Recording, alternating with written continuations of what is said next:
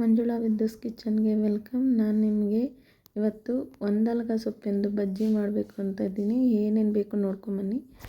ನೋಡಿ, ಒಂದಲ್ಗ ಸೊಪ್ಪು, ಇದು ಫಾರಮ್ ಸೊಪ್ಪಿದು. ನಾಟಿದಾದರೆ ಚಿಕ್ಕದು ಬರುತ್ತೆ, ಇದು ಫಾರಮ್ಮು ಸ್ವಲ್ಪ ದೊಡ್ಡದಾಗಿರುತ್ತೆ. ಒಂದು ಸ್ವಲ್ಪ ಉಗುರು ಬೆಚ್ಚ ನೀರಲ್ಲಿ ನೀಟಾಗಿ ಒಂದು 2-3 ಸರಿ ವಾಶ್ ಮಾಡ್ಕೊಳ್ಳಿ, ಉಪ್ಪು ಹಾಕ್ಬಿಟ್ಟು. ನೋಡಿ, ಇದು ಸೋಡಾ ಮತ್ತು ಕೊಬ್ಬರಿ ಎಣ್ಣೆನೇ ಯೂಸ್ ಮಾಡ್ತೀನಿ ನಾನು. ನೋಡಿ, ಕಡಲೆ ಹಿಟ್ಟು ಒಂದೂವರೆ ಬಟ್ಲು ಹಾಕ್ಕೊಂಡಿದ್ದೀನಿ. ಚಿಲ್ಲಿ ಪೌಡರು, ಉಪ್ಪು, ಸ್ವಲ್ಪ ಎಳ್ಳು ಮತ್ತು ಓಮ್ ಕಾಳು. ಈಗ ಸ್ವಲ್ಪ ನಾವು ಸೋಡಾನ ಹಾಕ್ಕೊಳ್ಳೋಣ. ಅದಕ್ಕೆ ಒಂದು ಚಿಟಿಕೆ ಮತ್ತು ಇನ್ನೊಂದು ಚಿಟಿಕೆ, ಒಂದೂವರೆ ಚಿಟಿಕೆ ಹಾಕ್ಕೊಳ್ಳೋಣ. ಹಾಕ್ಕೊಂಡು ನೀಟಾಗಿ ಕಲಿಸ್ಕೊಳ್ಳೋಣ. ನೀರನ್ನ ಸ್ವಲ್ಪ ಹಾಕ್ಕೊಳ್ಳಿ, ಜಾಸ್ತಿ ತೆಳ್ಳಗೆ ಮಾಡ್ಕೊಬೇಡಿ.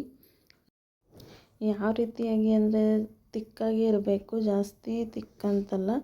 ನಾವಿವಾಗ ಬಜ್ಜಿಗೆ ಎಜ್ಜಿದ್ರೆ ಅದರಲ್ಲಿ ಮೆತ್ಕೊಳ್ಬೇಕು, ಆ ರೀತಿಯಾಗಿ. ನೋಡಿ, ಇಷ್ಟು ಇದಾಗಿ ಸ್ವಲ್ಪ ಅಕ್ಕಿ ಹಿಟ್ಟು ಹಾಕ್ಕೊಳ್ಳಿ, ಸ್ವಲ್ಪ ಕ್ರಿಸ್ಪಿಯಾಗಿ ಚೆನ್ನಾಗಿ ಬರುತ್ತೆ. ಹಾಕ್ಕೊಂಡು ಕಲಿಸ್ಕೊಳ್ಳಿ. ಈಗ ಎಣ್ಣೆ ಕಾಯ್ದಿದೆ. ನೋಡಿ, ಒಂದಲ್ಗ ಸೊಪ್ಪನ್ನು ನಾನು ಎಲೆನ ಎತ್ಕೊಂಡು ಎಜ್ಜಿಬಿಟ್ಟು ಬಿಡ್ತಾಯಿದ್ದೀನಿ. ಯಾಕಂದರೆ ನಾವು ಒಂದಲ್ಗ ಸೊಪ್ಪನ್ನು ಮಕ್ಕಳಿಗೆ ಯಾವ ರೀತಿಯಲ್ಲಾದರೂ ಮಾಡಿ ತಿನ್ನಿಸ್ತಾ ಇರಬೇಕು.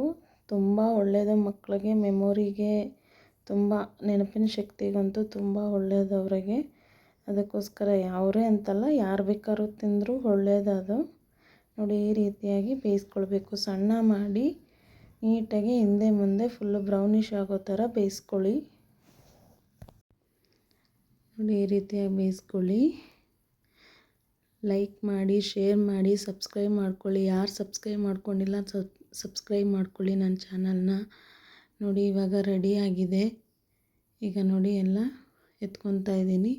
ನೀವು ಸಣ್ಣ ಮಾಡಿಕೊಂಡು ಬಜ್ಜಿನ ಬೇಯಿಸಿ. ಈಗ ರೆಡಿಯಾಗಿದೆ.